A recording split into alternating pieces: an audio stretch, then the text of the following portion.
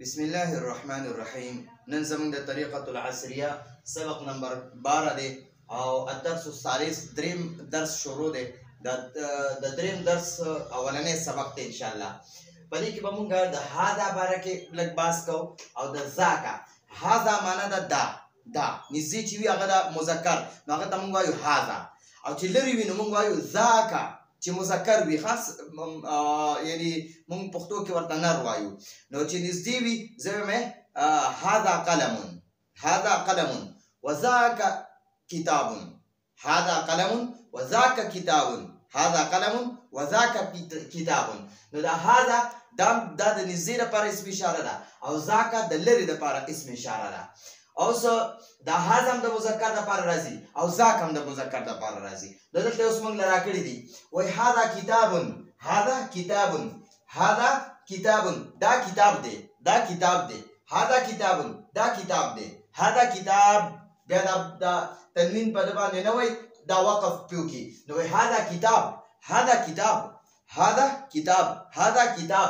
بیا وای وذاک کتاب، دا و معنا ده او دا و معنا ده او وذاک کتاب. اوس معنا کتاب لري دی، زم وذاک کتاب، وذاک کتاب، هذا کتاب، وذاک کتاب، هذا کتاب، وذاک کتاب، هذا کتاب، وذاک کتاب. چې نږدې کتاب وي نو هغه لپاره وایي هذا کتاب، او چې لرې کتاب وي وذاک کتاب، ذاک کتاب، هغه کتاب دی.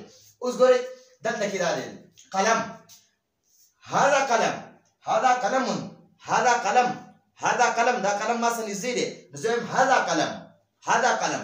او چې کله رانه قلم لرې شي نو زه بیا وایم وذاک قلم، ذاک قلم، ذاک قلم، هغه قلم دی، دا قلم دی، هغه قلم دی، دا قلم دی، هغه قلم دی. دا مونږ په پښتو کې هم داسې وایو چې نږدې را سره یې مونږ وایو دا، او چې لرې مونږ وایو هغه.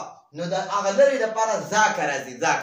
او هذا هم د مذکر دپاره راځي او ذاک هم د مذکر دپاره راځي. نو دا هذا معنا ده دا، او قلم معنا ده قلم دی، قلم دی. او د واو معنا ده او ذاک معنا ده هغه مونږ داسې وایو هغه. او قلم دی، هغه قلم دی. په دې پوه شوئ؟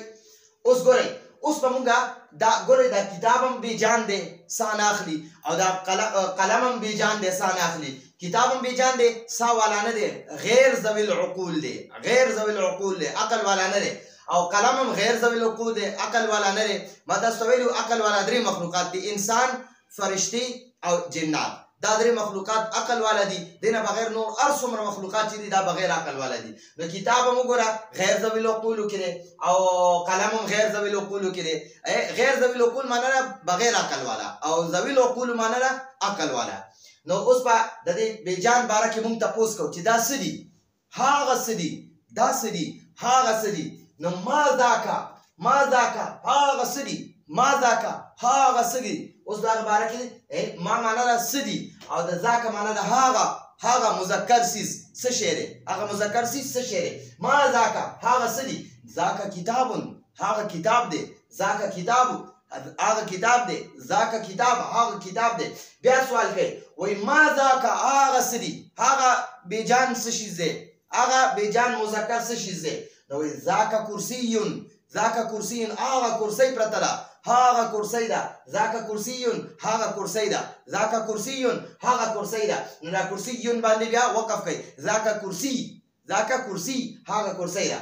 بیا تپوس کوي وای ما ذاک هغه څه دي، ما ذاک هغه څه دي لرې چې دی هغې باره کې خو چې سیز وي بیجان وي نو هغې باره کې تپوس کوي ما ذاک.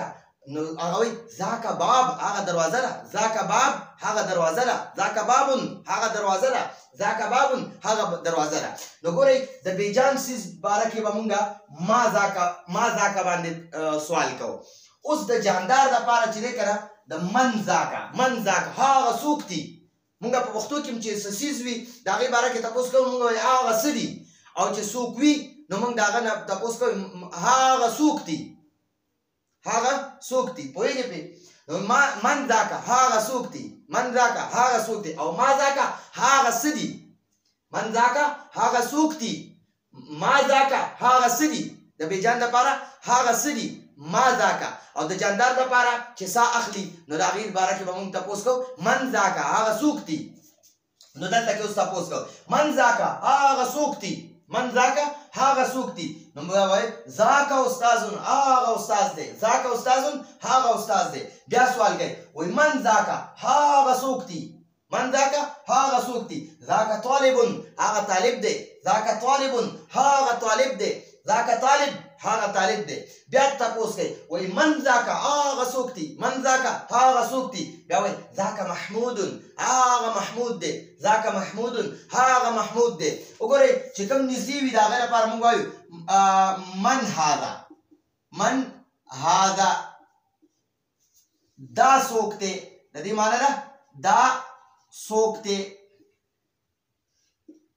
دا څوک دی ټیک شوه او چې لرې وي که نه موږ وایو هغه څوک دي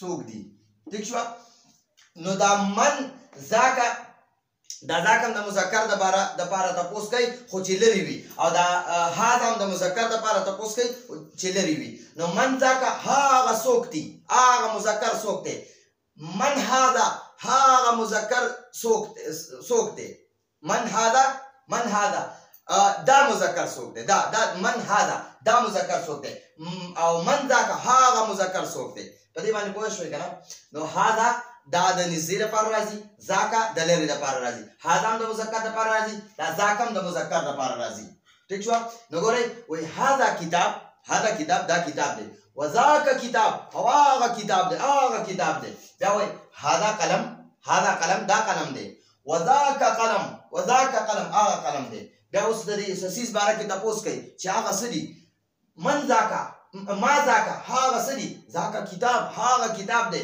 بیا وایي ما ذاک هغه څه دي ذاک کرسي بیا وایي ما هذا هغه څه دي ذاک باب اوس د جاندار باره کې تپوس کوي چې دا جاندار سیس هغه څوک دی من ذاک هغه څوک دی من ذاک هغه څوک دی هغه جاندار مذکر څوک دی نو ذاک استاذ هغه استاذ دی بیا تپوس کوي من ذاک هغه مذکر څوک دی نو ذاک طالب هغه طالب دی من ذاک هغه څوک دی نو ذاک محمود هغه محمود دی نو دا زموږ د نن ورځې د طریقة العصریه الدرس الثالث اولنی سبق راتلونکي سبق پورې اجازه غواړو هذا هو المرام والله اعلم بحقيقة الكلام